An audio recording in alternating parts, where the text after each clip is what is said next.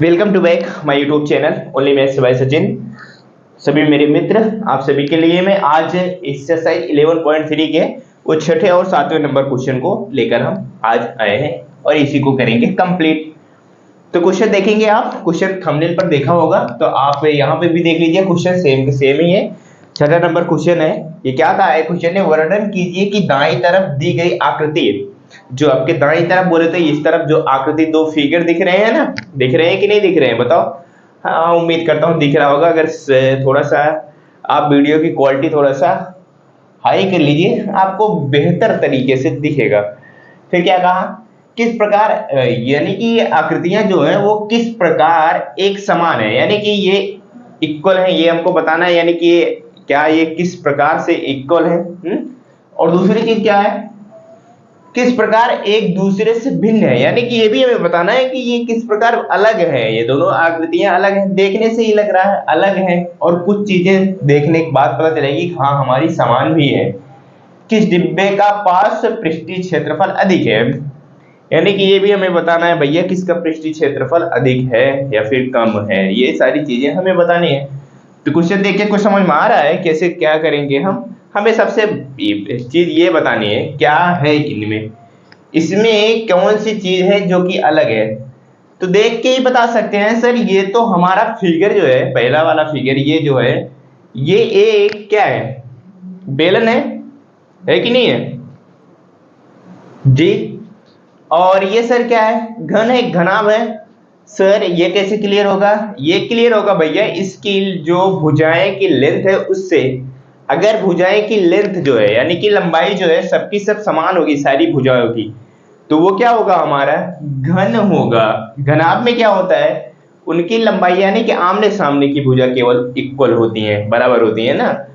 तो इसमें देखेंगे 7 सेंटीमीटर ये भी है, 7 सेंटीमीटर ये भी है, 7 सेंटीमीटर ये भी, यानी कि इसकी विड्थ भी और हाइट भी और लेंथ भी, यानी कि लंबाई चौड़ाई ऊंचाई तीनों के तीनों क्या है 7-7 सेंटीमीटर के हैं। तो इसका मतलब ये क्या है हमारा, सबसे पहली बात तो निकल गया ये हमारा घन है। क्या है, घन है। और ये क्या है हमारा, ये तो भैया एक बेलन आकार की आकृति बन रही है गोल। हाँ, तो ये तो हमारा देखने से ही कंफर्म हो जा रहा है ये क्या है, बेलन है। ठीक है, तो ये इसमें क्या पूछा था हमसे, हमसे पूछा था किस प्रकार एक दूसरे से भिन्न है। तो सबसे पहली बात तो ये हम लिख देंगे, क्या लिख देंगे, एक आकृति हमारी भिन्न है और दूसरी क्या है, घन है। हो गई ये पहले, यानी कि इसका आंसर हमें मिल गया, किस प्रकार एक दूसरे से भिन्न है। तो इसका आंसर हमें मिल चुका है, वो किस प्रकार अलग है, यानी कि भिन्न है तो बोले तो अलग है, तो वो किस प्रकार है, एक बेलन है एक घन है। सबसे पहला आंसर तो ये मिल गया। चलिए दूसरी चीज, और ये भी पूछा है कि ये समान किस तरह से है, यानी कि किस प्रकार एक समान है। हमें कुछ दिख रहा है क्या, हम अगर देखेंगे इस बेलन की हाइट और इस घनाभ की, यानी कि इस घनाभ नहीं सॉरी घन की, क्यूब की, इस सिलेंडर और क्यूब दोनों की हाइट जो है वो क्या है, इक्वल है। कैसे सर, देखो यहाँ पे भी 7 सेंटीमीटर है और इसकी हाइट भी 7 सेंटीमीटर है। तो किस प्रकार ये समान है, तो आप इसमें लिख सकते हैं बेलन की ऊंचाई 7 सेंटीमीटर और घन की भी ऊंचाई 7 सेंटीमीटर। तो ये क्या है, दोनों आपस में, यानी कि इन दोनों फिगर की ऊंचाई जो है वो समान है। ये चीज आप लिख दीजिएगा पेपर में, क्या लिख देंगे कि दोनों आकृति की, क्या भैया दोनों आकृति की ऊंचाई बराबर है। एक आंसर ये लिख देंगे। तो चलिए यहां पे लिख देते हैं, कहां पे लिखे हम इसको, फिलहाल लिखने की, चलिए लिखते हैं यहीं पे, फिर उसके बाद हम मिटा देंगे। हाँ, दोनों आकृति, क्या भैया दोनों आकृति की ऊंचाइयां, क्या भैया ऊंचाइयां या फिर ऊंचाई समान है। एक तो आंसर ये हो जाएगा सबसे पहला, क्या भैया दोनों आकृति की ऊंचाई क्या है, समान है। कोई दिक्कत नहीं है सर, आगे चलिए। और दूसरा क्या है सर, किस प्रकार भिन्न है। तो आप लिख सकते हैं एक आकृति हमारी क्या है, एक आकृति बेलन है और दूसरी क्या है, घन है। ये दो आंसर हो गए। क्या कौन से? ये पहला आंसर हो गया क्या कि किस प्रकार समान थे, तो दोनों आकृतियां की ऊंचाई समान है, ये चीज मैंने लिख दिया।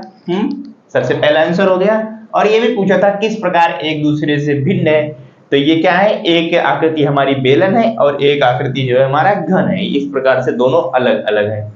तो इतना आंसर हो गया। फिर आगे क्या बोला है, किस डिब्बे का पार्श्व पृष्ठीय क्षेत्रफल अधिक है, यानी कि हमें ये भी निकाल के बताना है किसका पृष्ठीय क्षेत्रफल अधिक है। तो ये चीज दोनों नोट डाउन कर लीजिए।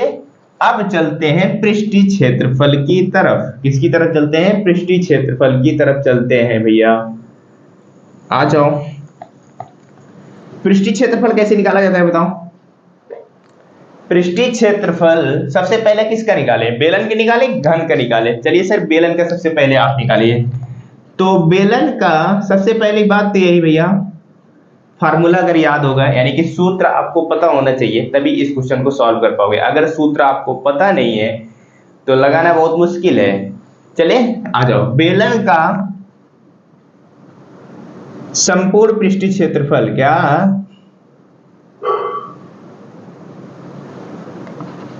संपूर्ण पृष्ठीय क्षेत्रफल,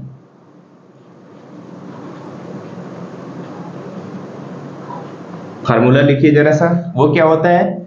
वो होता है 2 पाई r होता है, और कोष्ठक में h प्लस r होता है। ये चीज आप नोट डाउन कर लीजिए, इसको आप कहीं पर लिख लीजिए। चाहे जैसे बेलन का जब भी हमको संपूर्ण पृष्ठीय क्षेत्रफल निकालना होगा तो क्या होता है, वो होता है हमारा 2 पाई r कोष्ठक में h प्लस r। ये क्या है हमारा h। अब h समझते हो ना, h क्या होता है? h होती है हमारी हाइट, और r क्या होता है सर? रेडियस होते हैं, यानी कि इस बेलन की त्रिज्या होती है। क्या होती है? त्रिज्या। अब बताओ, जैसे त्रिज्या समझते हो ना, जैसे ये आपका एक गोला हो गया, साइकिल की पहिया हो गई। साइकिल की पहिया जो होती है वो तिलियों से जुड़ी हुई होती है ना, बीच से तिलियों से जुड़ी होती है, इस प्रकार से, ऐसे ऐसे ना, बताओ, इसी प्रकार से। यानी कि वो जो एक तिली होती है वही हमारी क्या कहलाती है? रेडियस, त्रिज्या कहलाती है। और पूरा का पूरा ऐसा नहीं, यानी कि पूरे के पूरे ये यहां से लेके यहां तक सीधी सीधी तो होती नहीं फिलहाल, लेकिन अगर ऐसा सोच लें कि आप यहां से लेके यहां तक इसको त्रिज्या कहते हैं तो वो गलत है। उसको क्या कहते हैं? व्यास बोलते हैं, डायमीटर बोलते हैं। लेकिन रेडियस को रेडियस की क्या होता है भैया? वो एक तिली, यानी कि बीच की बिंदु, यानी कि केंद्र से सरफेस की दूरी को क्या कहते हैं? रेडियस कहते हैं, त्रिज्या कहते हैं। तो इसी को कहते हैं आर। जैसे ये हमारा गोला है, गोले की जो पूरा का पूरा व्यास है, व्यास देख रहे हो, यानी कि पूरे के पूरी जो यहां से लेके यहां तक गोले की दूरी है, ऐसी है ना गोला तो इसी प्रकार से ये है इतनी पूरी दूरी। तो ये दिया हुआ है 7 सेंटीमीटर, लेकिन हमें चाहिए त्रिज्या। जब बताओ त्रिज्या यानी कि 20 से है, तो इसका आधा हो जाएगा कि नहीं हो जाएगा? बताओ मैं क्या कह रहा हूं कि यानी कि जो त्रिज्या होती है वो हमारी बीच से ही होती है, यानी कि केंद्र से ही बीच के उसके परिधि की दूरी। तो क्या होगा? वही हमारी त्रिज्या होती है, तो ये क्या हो जाएगा? r हो जाएगा, यानी कि आधी दूरी। ये जब पूरा हमारा 7 है, ध्यान से देखना, जब ये पूरा हमारा 7 है तो इसका आधा कितना हो जाएगा बताइए? 7 का आधा करोगे तो कितना होगा? 3.5 सेंटीमीटर। आप 7 का आधा करेंगे तो यही होगा 3.5 सेंटीमीटर। जी सर, हमें क्या क्या पता चल गया? फार्मूले में क्या क्या हमारा है? r है, ठीक है सर, r का मान तो हमें पता चल गया 3.5 सेंटीमीटर होगा। दूसरी चीज क्या है सर? h बोले तो हाइट, यानी कि जो हमारा बेलन है उसकी ऊंचाई कितनी है, तो हमें दिया हुआ है बेलन का ऊंचाई जो दिया हुआ है वो 7 सेंटीमीटर दिया हुआ है। तो जब बेलन की ऊंचाई जो हमें 7 सेंटीमीटर दिया हुआ है, सब चीज पता हो गई हमें। पाई का मान तो हमें पता है, h का मान भी पता चला गया, h का मान है 7 सेंटीमीटर। अब हम इसमें मान रख देते हैं और निकाल लेते हैं आंसर। 2 पाई का मान होता है 22/7, ये चीज भी लिख लीजिएगा, पाई का मान 22/7 होता है। r का मान निकाला हुआ है 3.5, फिर h का मान 7 प्लस का r का मान 3.5। अब इसी को सॉल्व करिए जरा सा, सॉल्व करेंगे 22 का 2 से गुणा कराएंगे 44 हो जाएगा, और ये 7 से 3.5 को काटेंगे कितना आ जाएगा बताइए, 0.5 आ जाएगा, 0.5 आ जाएगा कि नहीं आ जाएगा, आ जाएगा बिल्कुल। और ये दोनों जोड़ देंगे तो कितना हो जाएगा, 7 3 10, 10.5 आ जाएगा। आ जाएगा ही नहीं आ जाएगा, जी बिल्कुल आ जाएगा। अब क्या करेंगे, अब कर लेंगे भैया गुणा, सबका आपस में क्या कर लेंगे, गुणा कर लेंगे। तो ये कितना आ जाएगा, 0.5 गुणे 10.5 का गुणा कराइए, बताइए कितना आएगा। तो आप गुणा कराइएगा 44 गुणे, पहले मैं इन दोनों का गुणा कराता हूं, कहीं पर आप लिख के गुणा कराइए तो आएगा 5.25 आएगा। कितना आएगा, 5.25 आएगा। आप गुणा करा के देखिए ना, 5 का 5 के साथ कराएंगे कितना हो जाएगा, 5 5 जा 25। फिर उसके बाद 5 का 0 में कराएंगे, जो हमारा कैरी है 2 वो लिखा जाएगा, कोई दिक्कत नहीं। फिर 5 का 1 में कराएंगे तो 5 हो जाएगा, ठीक है। तो दशमलव कितने अंक बाद लगेगा, दशमलव के बाद कितनी संख्याएं हैं, दशमलव कितने अंक बाद लगेगा, यही हमें डिसाइड करना है ना। तो वो कैसे डिसाइड होगा, वो हमारा डिसाइड होगा दशमलव के बाद कितनी संख्या है, इधर भी एक संख्या है ऊपर और इधर भी एक संख्या, यानी 2 अंक बाद दशमलव लगेगा, तो 2 अंक बाद दशमलव लग गया, तो आ गया 5.25। ओके चलिए, तो अभी 44 के गुणा जो है 5.25 में गुणा कराइए, कितना आएगा।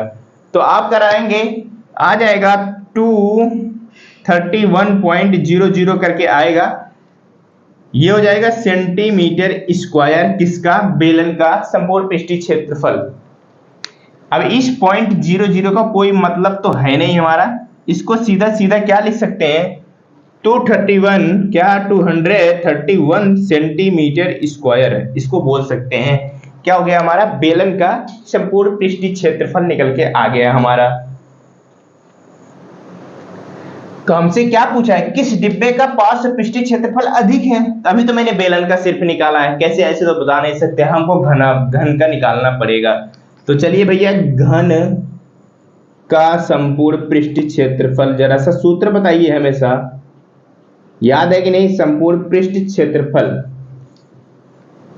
संपूर्ण पृष्ठीय क्षेत्रफल या पृष्ठीय क्षेत्रफल कुछ भी लिखिए। पृष्ठीय क्षेत्रफल क्या होता है, फार्मूला होता है 6a स्क्वायर, यानी कि भुजा, जो उसकी भुजा है वो 6 टाइम का स्क्वायर करना है, यानी कि जो हमारे घन होता है उसके भुजा का स्क्वायर करिए, उसको 6 टाइम से गुणा करा दीजिए, तो वो हमारा क्या हो जाएगा, घन का संपूर्ण पृष्ठीय क्षेत्रफल निकल के आ जाता है। चलिए शुरू करते हैं, 6 हो गया। ए क्या होता है सर, ए बोले तो भैया वही साइड, क्या, भुजा, यानी कि भुजा, और घन की भुजा क्या होती है, सबकी सब इक्वल ही होती है, सारी की सारी ना। तो इस वजह से घन की भुजा क्या है हमारा, 7 है। तो 7 का स्क्वायर करोगे 7 गुणे 7, चलते हैं तो कराइए, 7 का 7 से गुणा कराएंगे तो कितना हो जाएगा, 49 हो जाएगा कि नहीं हो जाएगा।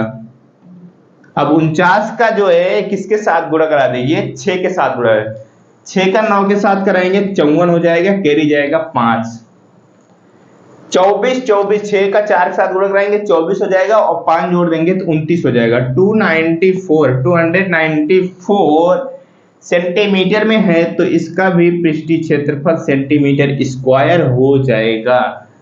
तो भैया इधर घन का आया निकल के, इधर जो है बेलन का आया, दोनों आगे निकल के ना।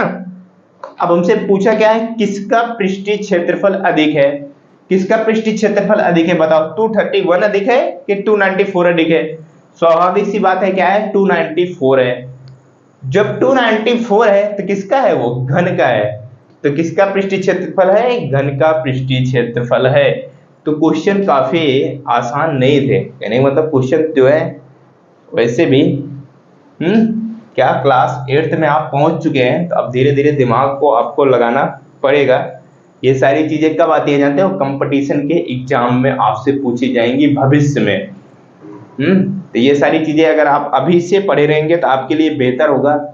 बाद में क्या होता है कि यही सारी चीजें पढ़ने के लिए लोग जो है ना जाते हैं 2-2 साल तैयारियां करने के लिए।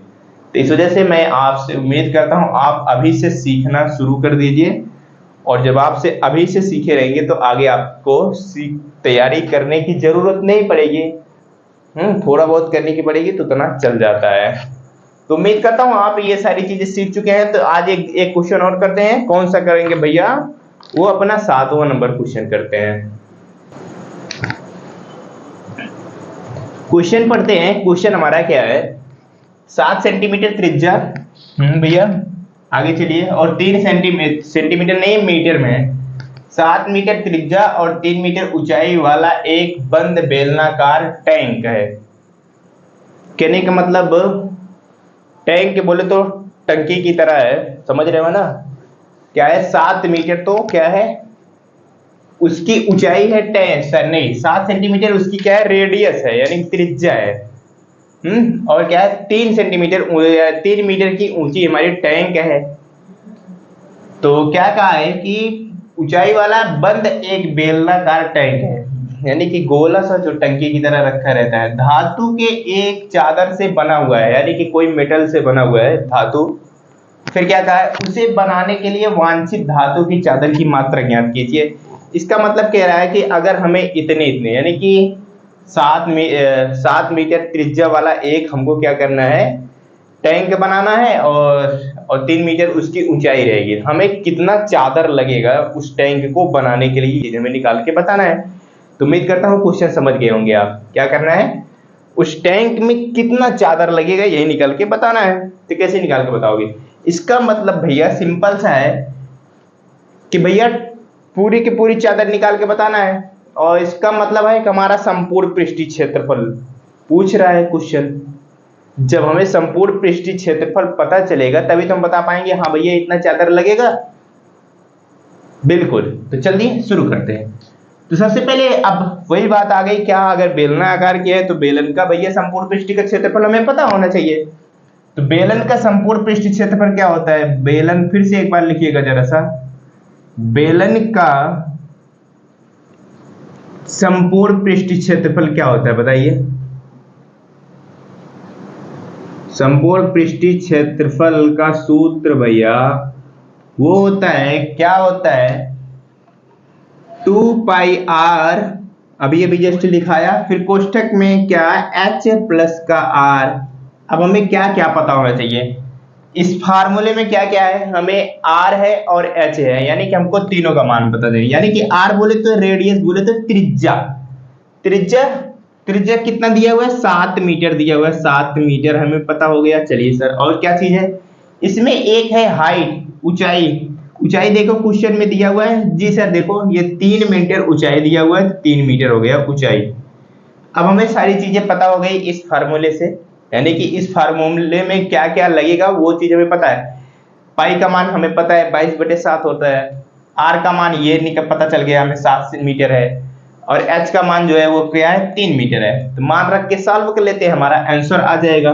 चलिए, तो 2 गुणे 22 का मान कितना, सॉरी पाई का मान कितना था 22/7। आर का मान कितना निकाले हो? 7 निकाले हो ना? जी सर बिल्कुल निकाले हैं।